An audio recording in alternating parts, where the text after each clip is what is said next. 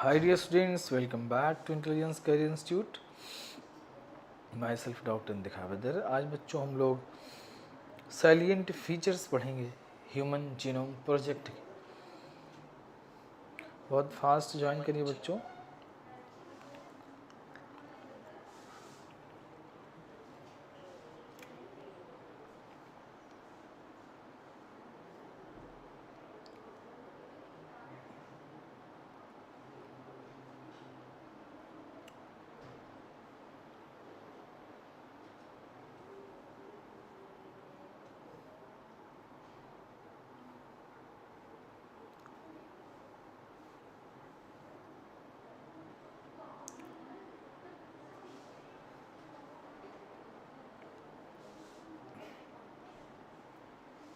आ जाइए बच्चों बहुत फास्ट.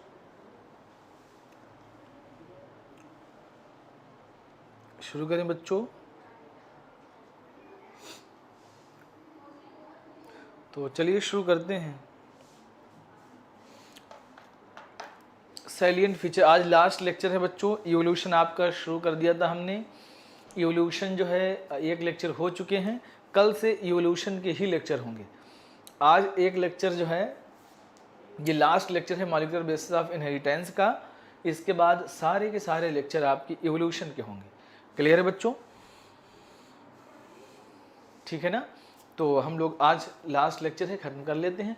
इवोल्यूशन ख़त्म कर लेंगे. इसके बाद बच्चों आपका क्रॉप वाला चैप्टर है वो पढ़ा देंगे. और इसके बाद ह्यूमन शायद disease human health and disease chapter बाकी रह गया है. दिन हमारे 2 यूनिट बचेंगे, ह्यूमन फिजियोलॉजी और इकोलॉजी. ठीक है ना. ह्यूमन फिजियोलॉजी भी आपकी बहुत जल्दी स्टार्ट होने वाली है ऑफलाइन. और आपका बिल्कुल को सिलेबस बराबर चल रहा है. तो इसके बाद जो क्लासेस हम लेंगे वो सारी के सारी जो है ऑफलाइन वालों के साथ लेंगे आपकी. तो मज़ा आएगा पढ़ने में वहाँ. क्लियर है बच्चों? वालेकुम अस्सलाम. बेटा एक नया बैच हम स्टार्ट करने जा रहे हैं मई से. 1 मई से जो है 1 मई से एक नया बैच स्टार्ट होने जा रहा है. वो रिवीजन बैच है. बहुत फास्ट रिवीजन उसमें होगा. वो क्रैश कोर्स हम कह सकते हैं उसको. ब्रॉड स्पेक्ट्रम नाम से बैच है. वो आपको इन्फॉर्म कर दिया जाएगा. वो ऑफलाइन बैच है. क्लियर? चलिए शुरू करते हैं. अब बच्चों हम लोग बात करते हैं salient features of the human genome. कल यहीं से पढ़ना था हम लोगों को. The human genome contains 3164.7 million nucleotide bases. कितने बेस होते हैं बच्चों? ये डाटा हैं. आपको सारे डाटा याद होना चाहिए वरना आप टाटा हो जाएंगे. ठीक. Average gene consist of 3000 bases but sizes vary greatly with the largest non-human gene being dystrophin. सबसे बड़ा कौन है बच्चों? Human genome. Largest human genome dystrophin नाम है. क्या है? डिस्ट्रॉफिन, जिसके पास 2.4 मिलियन बेसेस हैं. ठीक. पहली बात, human genome contains 3164.7 million nucleotide bases. Average gene consist of 3000 bases. और लार्जेस्ट जो ह्यूमन जीन है जिसका नाम डिस्ट्रॉफिन है बच्चों, उसके पास 2.4 मिलियन बेसेस होते हैं. क्लियर? दूसरी बात, total number of gene is estimated 30,000, much lower than previous estimations 8 to 1400 genes. Almost all 99.9% nucleotide basis exactly same in all people. ये बात मैंने कल बताई थी. कितने बच्चों?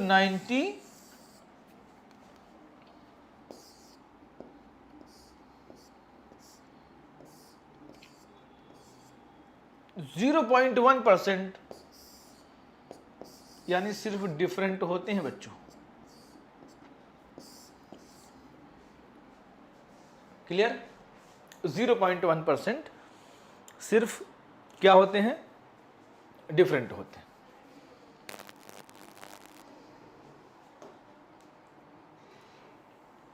function are unknown for over 50% of the discovered gene. 50% gene का हमें फंक्शन ही नहीं पता है बच्चों, ठीक है ना। Less than 2% of the genome codes for protein, कितने, less than 2% of the genome, कितने बच्चे, लेस देन 2% जीनोम जो कोड करते हैं प्रोटीन को। Repeated sequence make up very large portion of the human genome. रिपीटेड सीक्वेंस का मतलब बच्चों जो बार बार रिपीट हो रहे हैं, ठीक। Repetitive sequences are stretches of DNA sequences that repeated many times and sometimes 100 to 1000 times. They are thought to have no direct coding function, but they are shed light on the chromosome structure, dynamics and evolution. यानी coding sequences होते हैं, non coding sequences होते हैं, ठीक है ना। Repetitive sequences होते हैं, जो नॉन कोडिंग होते हैं वो किसी को कोड तो नहीं करते, लेकिन उनका होना बहुत ज़रूरी होता है। वो इवोल्यूशन में जब एक्युमुलेट होते जाते हैं तो इवोल्यूशन करा सकते हैं वो, ठीक। इस वजह से जो कोड नहीं करते हैं उनका भी होना बहुत ज़रूरी होता है। जी बेटा, नीट के लिए ही, ठीक। अब देखो कह रहा है chromosome 1 has most gene 2968 and Y has the fewest 231।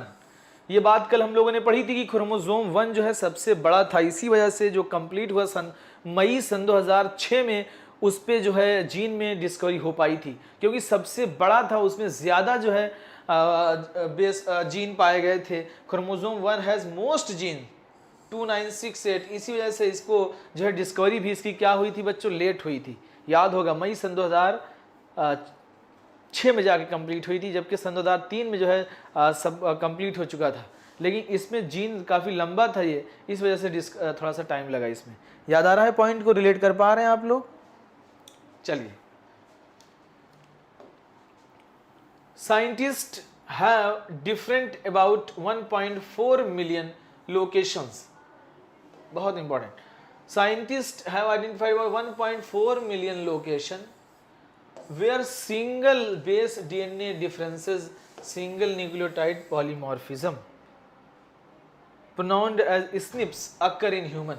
कितनी जगह है बच्चों? 1.4 मिलियन लोकेशन ऐसी हैं।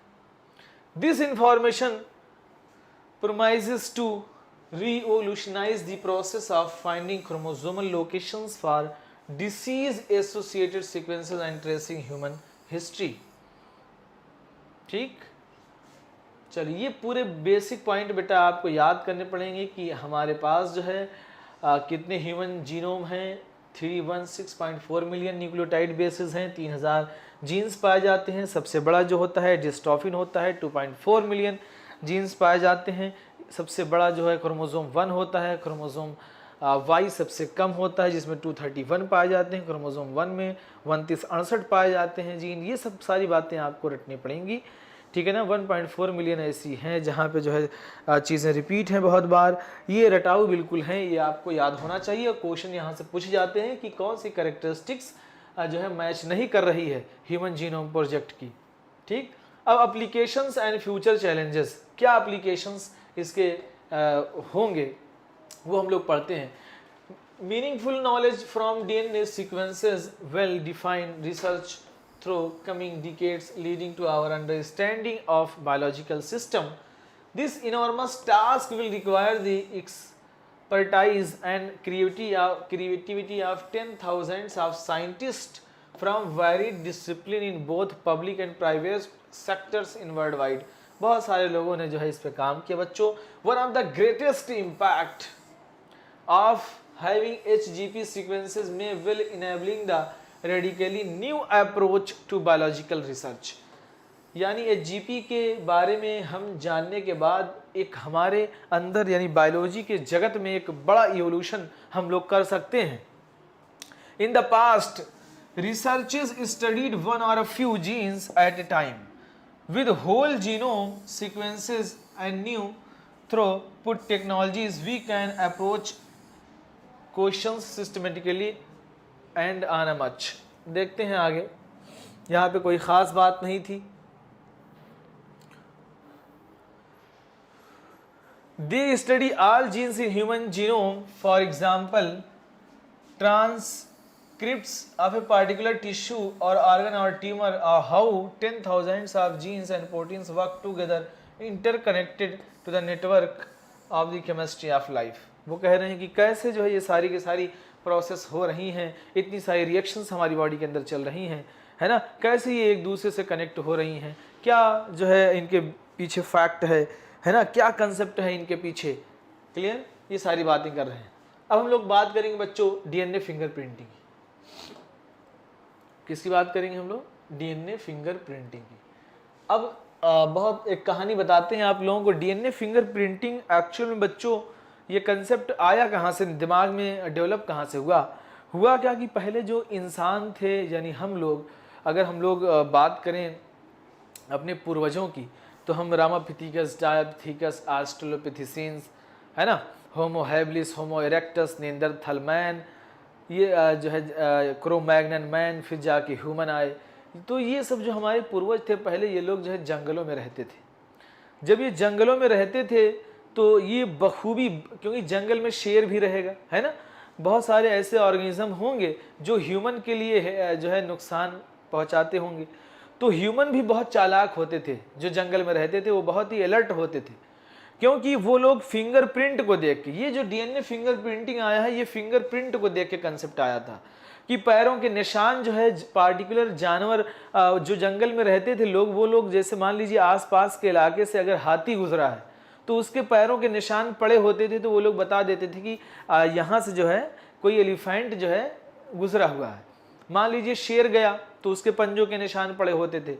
तो यहाँ से जो है दिमाग में कंसेप्ट आया कि फिंगरप्रिंटिंग क्यों ना की जाए, डीएनए की फिंगरप्रिंटिंग, है ना.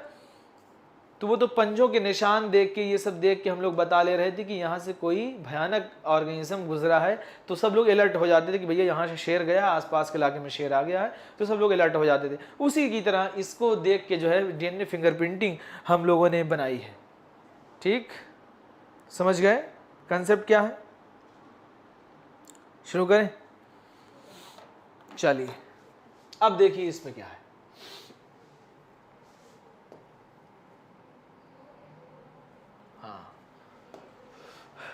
As stated in the preceding section, 99.9% of base sequences among human is same. इसमें तो कोई डाउट नहीं, ये पढ़ चुके हम लोग. Assuming human genome as 3 × 10⁹ base pair, हम लोग मान लेते हैं, in how many base sequences would there be differences? कितने जो है base pair difference होंगे? It is these differences in sequence of DNA which make every individual unique in their कितने परसेंट बच्चों? अगर 99% सेम है तो 0.1% ऐसे होंगे जो क्या होंगे बच्चों? डिफरेंट होंगे. यही तो हमें यूनिक बनाता है. हर ऑर्गेनिज्म से हमें यूनिक तो यही बना रहा है ना. phenotypic appearance, if one aims to find out the genetic difference between two individuals or among individuals of a populations, sequencing DNA every time would be counting an expensive task. Imagine trying to compare two sets 3 × 10⁹ base pair. इसका मतलब क्या? ये कौन मुझे समझा सकता है? कोई ऐसा है जो ये मुझे समझा दे कि ये 3 × 10⁶ बेस क्यों लिख रहा है, 3 × 10⁶ बेस पेयर क्यों लिख रहा है? अभी तो लिख रहा था कि 3 × 10⁹ बेस पेयर. ये कोई ऐसा है जो मुझे समझा दे?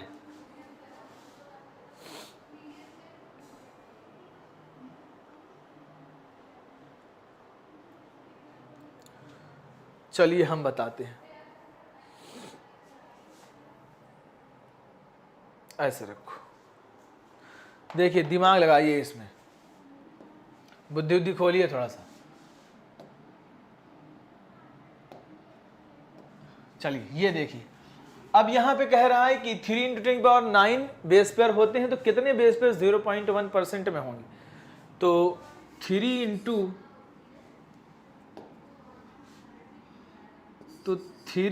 × बच्चों 10 की पावर 9 इंटू 0.1। अब परसेंटेज है बच्चों 0.1%, तो इसको डिवाइड करेंगे हम लोग, है ना, परसेंट है तो अपान हम लोग कर ले रहे हैं 100।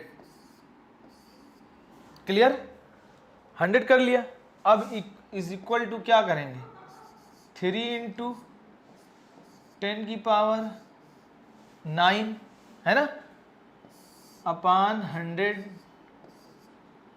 ठीक, इंटू 0.1 इज इक्वल टू, अब बताइए 100 ये जब चला जाएगा तो क्या हो जाएगा ये बच्चों, 3 इंटू 10 की power 7 into 0.1 is equal to 3 into 10 की पावर 6, है ना। इसमें भी एक चला जाएगा, 10 से मल्टीप्लाई करेंगे 1 हो जाएगा, 3 इंटू 1 3 इंटू 10 की पावर 6। तो ये बात वो कह रहा है कि जो डिफरेंस आ रहा है वो इतने का डिफरेंस है, 3 इंटू 10 की पावर 6 बेस पेयर जो है, यही हमें अलग बनाते हैं, हमें यही अलग बनाते हैं दूसरों से। कितने लोग ये बात समझ पाए? वालेकुम अस्सलाम। कितने लोग ये बात समझ पाए कि ये जो 3 इंटू 10 की पावर 6 लिख रहा है, अच्छा यहाँ से लिख रहा है, समझ गए? फटाफट जवाब दो। और कितने लोग नहीं समझ पाए? यानी जो 99.9% है बच्चों वो सेम होते हैं, वो 3 इंटू 10 की पावर 9 है, और डिफरेंस जो है कितना है, 3 इंटू 10 की पावर 6 बेस पर, ये सब में अलग होते हैं, यानी 0.1%। ठीक, चलिए बहुत अच्छा, क्योंकि ये लाइन जो है ना लोग समझ नहीं पाते थे कि ये कैसे कर दिया। खैर कोई नहीं, आप लोग अच्छे बच्चे हैं। अब हम लोग पढ़ते हैं आगे। अब कह रहा है कि DNA fingerprinting involves identifying differences in some of the specific regions in the DNA sequences called the repetitive DNA. अब हम आपको एक बात और बताते हैं, ठीक, एक है रिपीटिटिव डीएनए, एक है सैटेलाइट डीएनए। मुझे थोड़ा सा जगह चाहिए बताने के लिए, मैं आपको बता रहा हूँ, बिल्कुल घबराए नहीं। अब देखिए एक बात और बताएं आपको, जो फिंगरप्रिंटिंग, थोड़ा सा फिंगरप्रिंटिंग की बात कर लें। जो फिंगरप्रिंटिंग होती है बच्चों वो किसी की मैच नहीं कर सकती। फिंगरप्रिंटिंग कभी भी किसी की मैच नहीं कर सकती है, क्लियर। लेकिन ट्विंस अगर होते हैं, किसी ट्विंस की, हमारी क्लास में ऑफलाइन में एक बच्चा है जिसके जो छोटा भाई है इसका, वो 5 मिनट का छोटा है इससे, और ये 5 मिनट उससे बड़ा है, दोनों ट्विंस हैं। तो इसका जो है फ़ोन इसका भाई के फेस से खुल जाता है और उसकी फिंगरप्रिंट से खुल जाता है, लेकिन इसका जो है इसके भाई का नहीं खुलता है इससे। यानी एक भाई का जो है फ़ोन खुल जाता है, दूसरे भाई का, एक भाई का नहीं खुलता है। समझ पा रहे हो? 2 भाई हैं, एक भाई का फिंगरप्रिंट दोनों में अप्लीकेबल है, एक का अप्लीकेबल नहीं है। यानी ये बात समझ में आती है कि फिंगरप्रिंट तो थोड़ा बहुत ट्विंस में, ये ऐसा माना जाता है कि ट्विंस में भी अलग नहीं होती है, लेकिन यहाँ पे एक केस हमको देखने को मिला कि थोड़े बहुत डिफरेंसेस यानी ट्विंस के अंदर भी होते हैं। लेकिन बच्चों सुमैया क्यों? अब देखो फिंगर प्रिंटिंग जो है इसमें भी पैटर्न होते हैं ना, दोनों के पैटर्न हो सकता है मैच कर रहे हों। अब ऐसा क्यों है, उसके भाई का जो है एक का खुल जा रहा है एक का नहीं, क्योंकि थोड़े बहुत जो सिमिलरिटीज़ जो है उसके होंगे इसके भाई में, दोनों के मैच कर रहे हैं, लेकिन इसके बड़े भाई वाले में थोड़ा सा चेंजेस आ गए हैं, है ना, जो है किसी केस में हो सकता है थोड़ा बहुत। लेकिन डीएनए फिंगरप्रिंटिंग कभी भी बच्चों सेम नहीं हो सकती। तो बताओ जो है हैंड की फिंगरप्रिंटिंग अच्छी है या डीएनए की फिंगरप्रिंटिंग? बताइए कौन सी फिंगरप्रिंटिंग अच्छी है? हमारे डीएनए की फिंगरप्रिंटिंग अच्छी है या हमारे हैंड की फिंगरप्रिंटिंग अच्छी है? कोई नहीं बता रहा है। हमारे बच्चों हैंड की फिंगरप्रिंटिंग अच्छी नहीं है। ब्लड की फिंगरप्रिंटिंग यानी डीएनए की फिंगरप्रिंटिंग कभी भी मैच नहीं कर सकती, यानी उंगलियों की फिंगरप्रिंटिंग कहीं ना कहीं मैच कर सकती है, जैसा कि मैंने बताया आपको। चलिए, DNA fingerprinting involves identifying differences of specific regions of the sequence called repetitive DNA. कौन सा रीजन होता है बच्चों? रिपीटिटिव डीएनए होता है। Because in these sequences small stretch of DNA is repeated many times. ठीक, एक सीक्वेंस बहुत बार रिपीट कर रहा है बच्चों।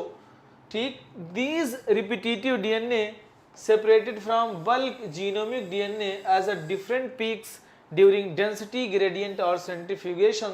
The bulk DNA forms a major peak and other small peak are referred to as a satellite DNA. क्या कहते हैं बच्चों? Satellite DNA. And this satellite DNA are present in, ये जो satellite DNA होता है बच्चों, ये पाया जाता है अपर टर्मिनल पे। ये है बच्चों सैटेलाइट डीएनए टर्मिनल पे। अगर पूछा जाए कि सैटेलाइट डीएनए कहाँ पाया जाता है तो बताइएगा कि टर्मिनल पे पाया जाता है। कहाँ पाया जाता है बच्चों? ये देखिए, क्लियर? बताएं फटाफट, कोई जवाब नहीं आ रहा है। ठीक, अब ये सैटेलाइट डीएनए जो होते हैं बच्चों, ये कितने परसेंट होते हैं? यही सैटेलाइट डीएनए जो होते हैं ये 0.1% होते हैं। कितने होते हैं? 0.1% होते हैं। ठीक है ना? कितने होते हैं बच्चों? 0.1% होते हैं। डिपेंडिंग ऑन, अब देखिए तीन बातों पे डिपेंड करते हैं। Depending on the base compositions of eighty और जीसी रिच और length of segments and number of repetitive units. तीन बातें कौन कौन सी बच्चों? ये सैटेलाइट डीएनए डिपेंड करते हैं composition of the AT rich और GC rich region, length of segment पे and number of repetitive units पे। The satellite DNA is classified into many categories such as micro satellite and mini satellite. ठीक, यही जो है satellite DNA divide किए गए बच्चों दो पार्ट में, माइक्रो सैटेलाइट और मिनी सैटेलाइट। अब ये जो मिनी सैटेलाइट होता है और माइक्रो सैटेलाइट होता है बच्चों, मिनी सैटेलाइट जो बने होते हैं ये बने होते हैं 20 से 50 बेस पेयर से। कितने? 20 से 50 बेस पेयर से बने होते हैं। और माइक्रो सैटेलाइट जो होते हैं ये 8 से 16 बेस पेयर से बने होते हैं। 8 से 16 बेस पेयर से। ठीक, माइक्रो सैटेलाइट जो होते हैं बच्चों वो बने होते हैं कितना? 8 से 16 बेस पेयर से, और ये बने होते हैं 20 से 50 बेस पेयर से। क्लियर? अब इसी मिनी सैटेलाइट को हम लोग बोलते हैं बच्चों VNTR। क्या बोलते हैं? VNTR। इसी को हम लोग बोलते हैं, खैर मैं एक अच्छा सा डायग्राम आपको बना के दिखाता हूँ, अभी रुक जाओ, अभी पहले पढ़ लेते हैं। अब यहाँ पे देखो कह रहा है these sequences normally do not code for any proteins. ये किसी को कोड नहीं करता है, not code for any proteins but they form a large portion of human genome. ये किसी को कोड नहीं करता है लेकिन ये लार्ज जो है वो बनाता है ह्यूमन जीनोम के अंदर। Sequences shows high degree of polymorphism and the basis of DNA fingerprinting, since DNA from every tissue such as blood की बात हो, हेयर की बात हो, फॉलिकल्स की, स्किन की, bone, saliva, sperm etc from an individuals shows the same degree of polymorphism. They become very useful in identification tool of the forensic applications. यानी हम लोग कहीं कभी हम लोगों को जीन मिल जाए, चाहे वो ब्लड का हो, चाहे वो स्पर्म का हो, चाहे वो हेयर का हो, चाहे नेल्स का हो, हम लोग सेम डिग्री पॉलीमॉर्फिज्म शो करेगा, हम लोग बता लेंगे। जैसे मान लीजिए दो लोग हैं बच्चों, दो लोग हैं, अब किसी की डेथ हो गई और मैं हूँ वहाँ पे, एक लोग और हैं, ठीक है ना। तो जब कभी भी लड़ाई होती है तो कहीं ना कहीं जो है ब्लड लॉस होते हैं, तो वहाँ पे ब्लड ड्रॉप था जो है, और CID आए, दया आए, उन्होंने कहा कि जो है कि ये मर्डर किसने किया, अब पता लगाया जाए। तो उन्होंने कहा कि ये देखो ब्लड गिरा हुआ है, ब्लड वहाँ से उठाया जाए। ब्लड देखिए यहाँ पे कुछ आगे और बढ़े, उनको कुछ और मिला, है ना। तो वहाँ से ब्लड लिया, ब्लड को चेक किया, बाद में क्रिमिनल्स पकड़े गए, उन पे शक, जिन पे शक था उनको उठाया गया, फिर उनके ब्लड को लिया गया और उसमें से DNA दोनों के जो गिरे हुए थे वहाँ उसको मैच कराया गया और इसको मैच कराया गया। अगर जिसमें ज़्यादा सिमिलरिटी शो करती है वही क्रिमिनल होता है, यानी उसी का खून है। ठीक, बेसिकली हम लोग आइडेंटिफाई करते हैं जो है किसी ने अगर रेप किसी का हो गया है तो हम लोग क्रिमिनल्स को आइडेंटिफाई कर लेते हैं, किसी का मर्डर हो गया है तो उसको हम लोग आइडेंटिफाई कर लेते हैं, है ना।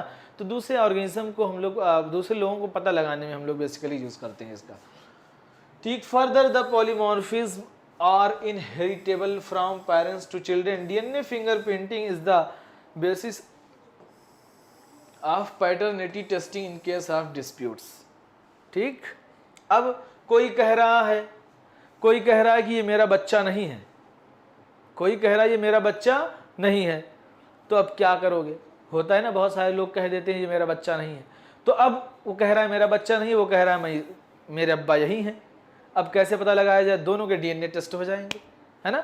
डीएनए टेस्ट में अगर सिमिलरिटीज़ मिल रही है तो हम लोग पता लगा लेंगे कि ये बच्चा इन्हीं का है, अगर नहीं मिल रही है तो हम लोग कह देंगे कि जो है आपका बच्चा नहीं है। तो बहुत सारे लोग होते हैं ऐसे, अगर ख़ास तौर से बेटियां पैदा होती हैं तो लोग कहते हैं कि ये मेरी बेटी नहीं है, है ना, ये मेरा बच्चा नहीं है। तो ऐसे हम लोग डीएनए फिंगरप्रिंटिंग से हम लोग रूल आउट कर सकते हैं।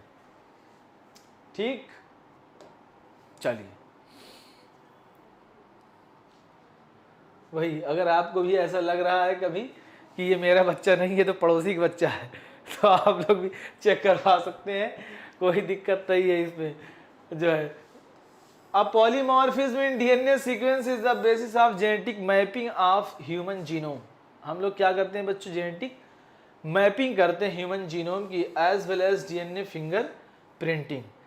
It is essentials that we understand what DNA polymorphism means in simple term। polymorphism मतलब होता है कि वेरिएशंस एट जेनेटिक लेवल। क्या हो बच्चों? वेरिएशंस हो जेनेटिक लेवल पे, arises ड्यू टू म्यूटेशन। अब ये जो वेरिएशंस है ये राइज कैसे होता है बच्चों? म्यूटेशन से। Different kinds of mutation and there effects that you have already study in the chapter 5। हम लोग पहले पढ़ चुके हैं बच्चों म्यूटेशंस, है ना। अब हम लोग पढ़ रहे हैं यहाँ से कि न्यू म्यूटेशंस में arise in individuals either in somatic cells और इन जर्म सेल्स, यानी किसी बॉडी के अंदर, सोमा मतलब बॉडी के अंदर हो सकता है या जर्म सेल के अंदर हो सकता है, जब हम लोग ओवम के दौरान थे। Cells that gamete sexually reproducing organism, if germ cells mutations does not seriously impair the individual's ability have offsprings who transmit the mutations। जाहिर सी बात है, होता क्या है, सेक्सुअल रिप्रोडक्शन में म्यूटेशन छुपा था, ये हमें 10,000 साल पहले से बात पता थी, है ना। जब लोग नहीं जानते थे तब से हमें ये बात पता थी, साइंटिस्ट बाद में ये जो है प्रूफ कर पाए। बाकी म्यूटेशंस के और भी कारण आपको पता है मेरे ख्याल से, gene migration, gene flow, genetic drift, है ना, नेचुरल सिलेक्शन और म्यूटेशन, ये सबको पता है मेरे ख्याल से कि ये सब कारण हैं म्यूटेशंस के, जो म्यूटेशंस कराते हैं। क्लियर? चलिए, यहाँ पे हम एक जो है डायग्राम बना रहे हैं, सब लोग बहुत अच्छे से देखिएगा बच्चों। ठीक, फटाफट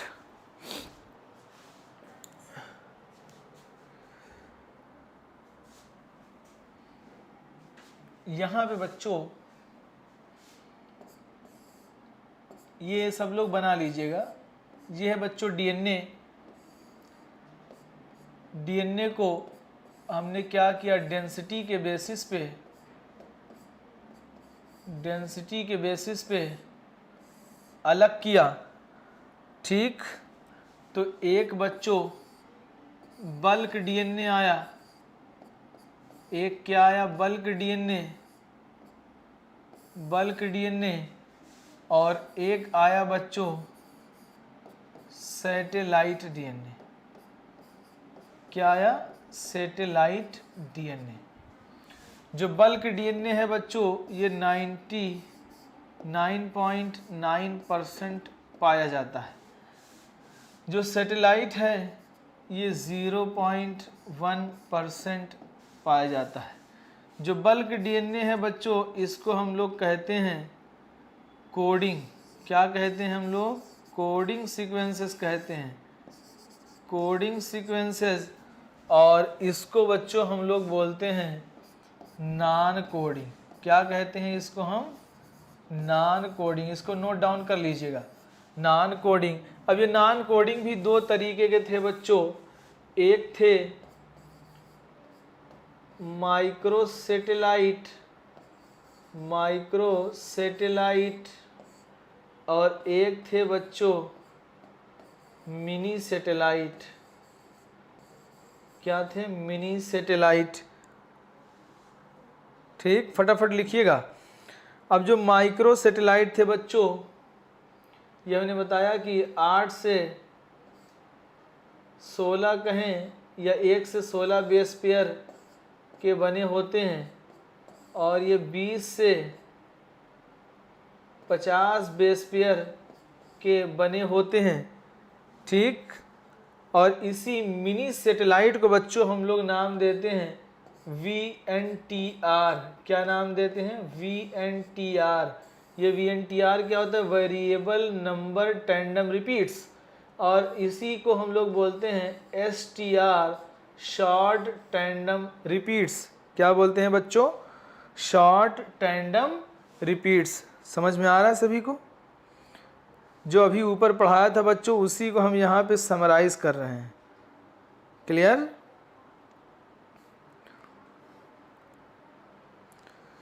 बताइए, ये ज़रूर लिख लीजिएगा। ऊपर जो पढ़ाया था वो मैं समराइज कर रहा हूँ। तो यहाँ पे DNA है बच्चों। DNA तो बहुत बड़ा होता है। अब उसके अंदर डेंसिटी के बेसिस पे हम लोगों ने, डेंसिटी के बेसिस का मतलब कुछ ज़्यादा बल्क DNA होते हैं, कुछ छोटे होते हैं। तो बल्क DNA 99%, 99.9%, इसको हम लोग कोडिंग सीक्वेंसेस बोलते हैं। कौन सा सीक्वेंस बच्चों? कोडिंग सीक्वेंसेस कहते हैं। ठीक, और इसको हम लोग सैटेलाइट DNA। सैटेलाइट DNA ऐसा DNA था, इसको 3 बेसिस पे AT और GC रिच रीजन होता है ना, लेंथ के बेसिस पे, और बार बार रिपीट होते हैं। क्या होते हैं बच्चों? ये बार बार रिपीटिटिव सीक्वेंस है। सैटेलाइट DNA क्या है? ये रिपीटिटिव सीक्वेंस है। ठीक, जो 0.1% पाया जाता है, हम लोग क्या कहेंगे? नॉन कोडिंग, किसी को कोड नहीं करता है। ठीक, माइक्रो सैटेलाइट होता है, मिनी सैटेलाइट होता है। VNTR लिख लीजिएगा, variable number tandem repeats. STR यानी short tandem repeats. Clear? VNTR is very important. हम लोग VNTR के बेसिस से बताते हैं कि कौन क्रिमिनल है, कौन क्रिमिनल नहीं है। ये भी दिमाग में रखना। हम लोग किसके बेसिस पे बताते हैं? VNTR के बेसिस पे। क्लियर? मेरे ख्याल से नोट डाउन कर लिया है। फटाफट मैं आगे बढ़ूं। बताइए बच्चों, नोट डाउन कर लिया? जल्दी बताओ।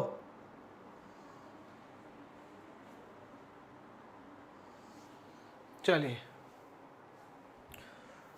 अब हम लोग लास्ट टॉपिक है, पढ़ लेते हैं। सारी चीजें वही आ रही हैं।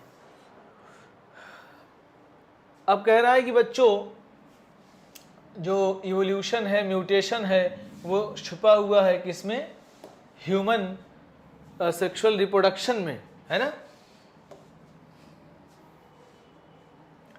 अब यहाँ पे कह रहा है कि the other membranes of population through sexual reproduction. ठीक, allylic sequences where variations has traditionally been described DNA polymorphism. If more than one variant allele at a locus occurs in human populations with a frequency greater than 0.01, frequency कितनी हो बच्चों? greater than 0.01 हो। In simple terms, if an inheritable mutation is observed in a population at high frequency, referred to as the DNA polymorphism. जब frequency कितनी हो? More than 0.01 हो, तो हम लोगों को क्या दिखता है बच्चों? पॉलीमॉर्फिज्म दिखता है। ठीक, probability of such variations to be observed in non coding sequences. Non coding sequences would be higher as mutation in these sequences may not have any immediate effects or impact in an individuals. क्योंकि अगर जो code नहीं कर रहा है उसके अंदर अगर म्यूटेशन होगा बच्चों, तो उसका कोई इफेक्ट हमारी बॉडी पे नहीं आएगा, कोई ज्यादा इफेक्ट नहीं आ रहा है, क्योंकि वो कोड ही नहीं कर रहा है। तो satellite DNA non coding sequences है, वो अगर हमारी बॉडी पे उसके अंदर म्यूटेशंस हो रहे हैं तो ज्यादा इफेक्ट नहीं दिखाएगा, क्योंकि कोडिंग किसी को कर ही नहीं रहा है। लेकिन अगर कोडिंग वाले में थोड़ा बहुत डिफरेंस होगा तो हमारी बॉडी के अंदर वो म्यूटेशंस दिखेगा। उसका कहने का मतलब ये है, समझ रहे हो? ठीक, these mutations keep on accumulation generation after generation. अब यही जनरेशन आफ्टर जनरेशन एक्यूमुलेट होगा तो थोड़ा बहुत पॉलीमॉर्फिज्म शो करेगा। One of the basis of variability और पॉलीमॉर्फिज्म। यानी जो नॉन कोडिंग सीक्वेंसेस में अगर म्यूटेशन हो रहे हैं, जब वो जनरेशन टू जनरेशन एक्यूमुलेट होंगे, थोड़ा बहुत ज़्यादा हो जाएंगे, तो थोड़ा बहुत वेरिएशंस पॉलीमॉर्फिज्म देखने को मिल जाएगा। लेकिन अगर कोडिंग सीक्वेंसेस में ज़रा सी भी गड़बड़ी हुई तो वो तुरंत दिखाएगा, है ना, तुरंत म्यूटेशंस आपको देखने को मिलेगा। बात समझ गए?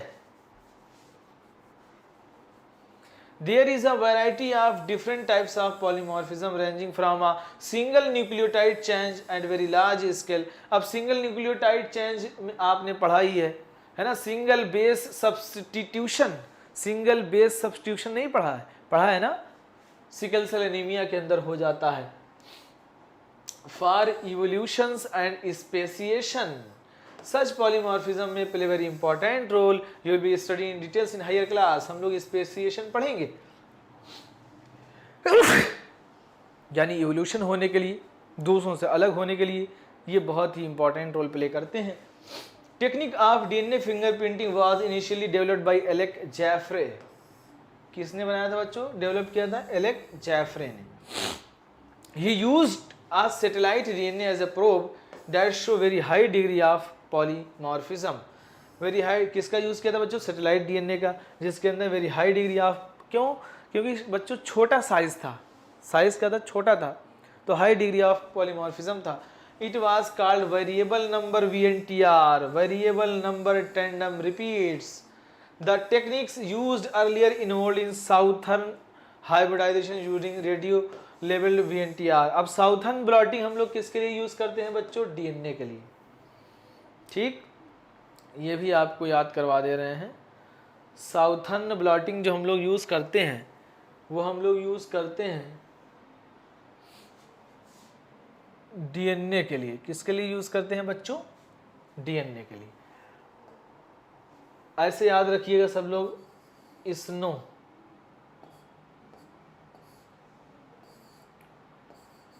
ऐसे याद रखना, स्नो ड्रॉप। क्या याद रखना बच्चों? Snow drop. एस से हो जाएगा साउथर्न ब्लॉटिंग। क्या? साउथर्न ब्लॉटिंग हम लोग बच्चों डीएनए, डी से डीएनए के लिए यूज करते हैं। ठीक, एन से हो जाएगा नॉर्थर्न ब्लॉटिंग। क्या? नॉर्थर्न ब्लॉटिंग जो हम लोग यूज करते हैं बच्चों आरएनए के लिए यूज करते हैं। और एक होता है वेस्टर्न ब्लॉटिंग।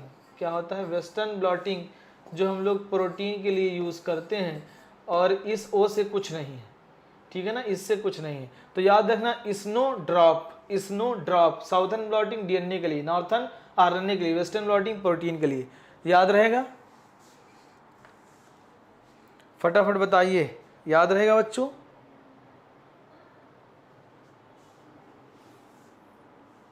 चलो अब सुनिए, अब कह रहा है कि हमको डीएनए निकालना है। हमको डीएनए निकालना है तो हम कैसे निकाल सकते हैं? सब लोग बताइए। अब याद आ रहा होगा तुम लोगों को, मैं अब तुमको ले चलता हूं वहां बायोटेक में। हमने पढ़ा था एक कोई सेल है, सेल के अंदर हम लोग जाएंगे, इंजाइम यूज करेंगे, प्रोटीएज यूज करेंगे, सेलुलेज यूज करेंगे, आरएनएज यूज करेंगे, डीएनए को निकाल लिया, है ना। अब हम लोगों ने आइसोलेशन वहां से डीएनए के लिए, डीएनए का कर लिया। जब डीएनए वहां से निकाला तो digestion of DNA by restriction endonuclease, RE का यूज किया। याद आ रहा है बच्चा? आरई, यू नो आरई, आरई का यूज किया। अब वहां से हमने क्या किया? Separation of DNA fragments by gel electrophoresis technique. Gel electrophoresis में हम लोग यूज करते थे एग्रोस जेल, जो बनाई जा रही थी किससे बच्चों? रेड एल्गा से। रेड एल्गा में जिलेडियम और ग्रेसिलेरियम से। ठीक, ट्रांसफर किया हम लोगों ने ब्लॉटिंग की separated DNA fragments to synthetic membrane such as nitrocellulose और नाइलॉन। तो हम लोगों ने क्या किया बच्चों कि जब हम लोगों ने डीएनए, समझिएगा बात को, जब हम लोगों ने क्या किया कि ये डीएनए के मॉलिक्यूल्स को कट कर लिया। कट करने के बाद ये जेल इलेक्ट्रोफोरेसिस टेक्निक है, इसके ऊपर मैंने बहुत सारे छोटे छोटे डीएनए के मॉलिक्यूल्स लगा दिए। फिर मैं ऐसे ही इसके ऊपर एक नाइट्रोसेलुलोज की मेम्ब्रेन, इसके ऊपर मैं नाइट्रोसेलुलोज के ऐसे पेपर लगा देता हूं, जिससे जब मैं ऐसे निकाल के देखता हूं तो इस पे सारे डीएनए के मॉलिक्यूल्स चिपक गए।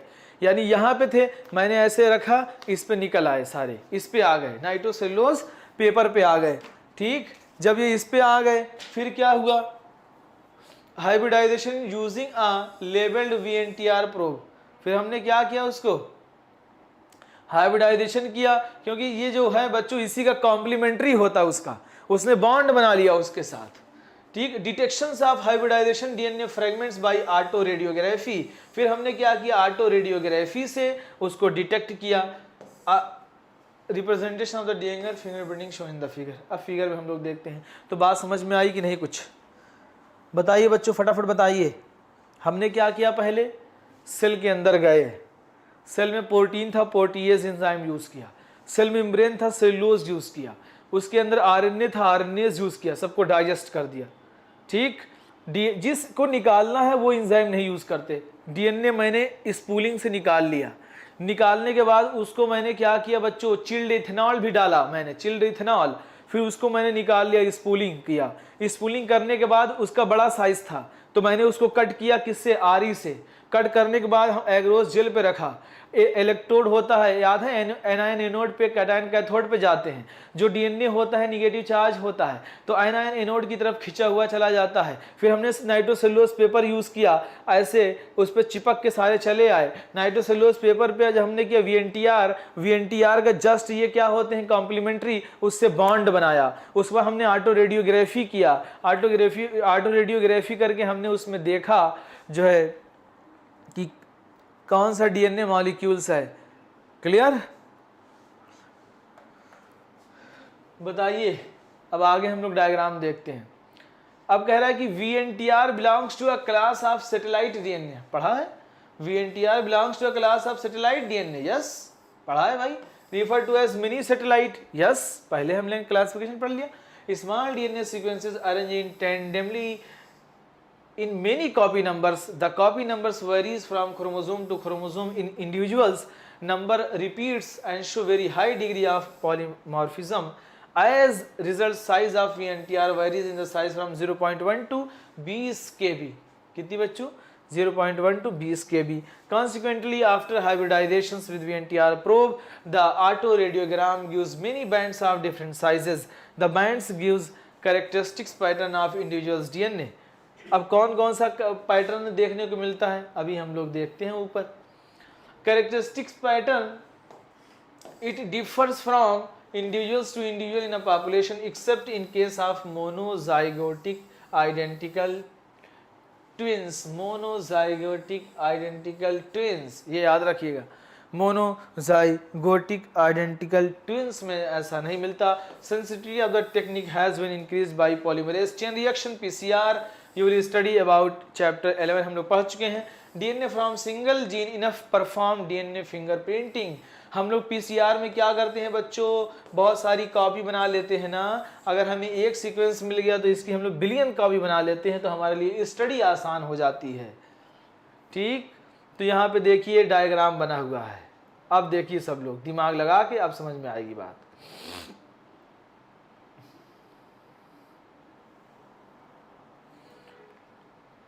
चलिए इसको छोटा कर दे रहे हैं ताकि दिखे।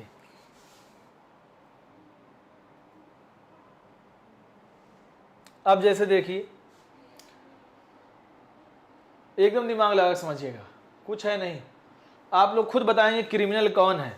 ये देखो पैटर्नल क्रोमोसोम है बच्चों, ये मैटरनल क्रोमोसोम है। क्रोमोसोम 7, क्रोमोसोम 7, चलिए कोई बात नहीं। यहाँ पे क्रोमोसोम 2 है, क्रोमोसोम 2 है, क्रोमोसोम 16 है, क्रोमोसोम 16 है।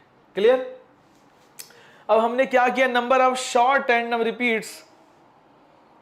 अब यहाँ पे आप देखिए कि ये पैटर्न और ये पैटर्न, ये जो AB है बच्चों, ABC है ना, ये पैटर्न किसमें हूबहू मिल रहा है, जिसमें मैच कर रहा है वही क्रिमिनल है तुम्हारा। ठीक, तो हमने देखो यहाँ पे अगर हम लोग देखें बच्चों, ये तो A वाला तो बिल्कुल मैच नहीं कर रहा है ना, और यहाँ पे अगर देखें तो सिर्फ यहाँ वाला है ही नहीं, और यहाँ पे भी अगर तुम देखो तो यहाँ भी जो है ये एब्सेंट है, दिख रहा है कि नहीं सभी को। और यहाँ पे अगर तुम देखो ये वाला, ये तीनों में है ना, सबसे ज़्यादा जो मैचिंग हमको दिख रही है वो क्रोमोसोम 7 में दिख रही है, देख पा रहे हो। जिसका पैटर्न हूबहू मिल जाए वही है क्रिमिनल, वही मिलता जुलता है, वही आपका बेटा है। तो यहाँ पे देखिए, अगर इसको आप देखें, इसको और इसको, ये बिल्कुल मैच नहीं कर रहा है ना। अगर आप इसको इसकी बात करें, ये तो एक ही में है, बाकी में है ही नहीं। ठीक, सबसे ज्यादा जो है ये पैटर्न जो है सबसे ज्यादा मैच कर रहा है बच्चों। तो यही जो है अब हम लोग देख लेंगे ये कहाँ कहाँ है, क्रोमोसोम 7, क्रोमोसोम 7। क्लियर? तो हम लोग पता लगा लेंगे कि ये जो है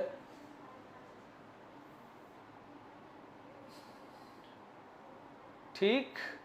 तो डीएनए फ्रॉम क्राइम सीन कौन सा है बच्चों? ये देखो सी वाले से बिल्कुल मैच कर रहा है ना। बाकी तो सी वाले से कोई नहीं मैच कर रहा था। देखो ये भी नहीं मैच कर रहा है, ये देखो ये मैच नहीं कर रहा है ना। देखो ए वाले में तो है ही नहीं। मैं रफ कर दे रहा हूं अगर तुम नहीं समझ पा रहे हो।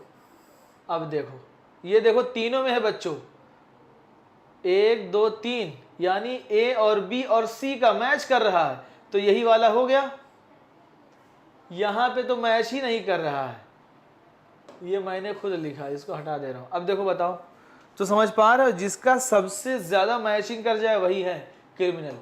अब मैं कुछ एग्जाम्पल कहो तो और लेके समझा दूं आपको, अगर इसमें बात नहीं समझ में आ रही है तो ये चैप्टर हो गया खत्म। मैं कुछ एग्जाम्पल और लेके आपको समझा देता हूँ, ठीक है ना।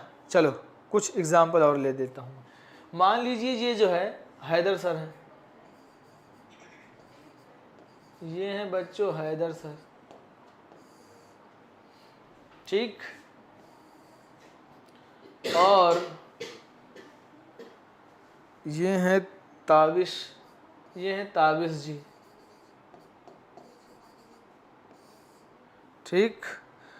और ये हैं वर्षा राज, ये हैं वर्षा राज, ठीक।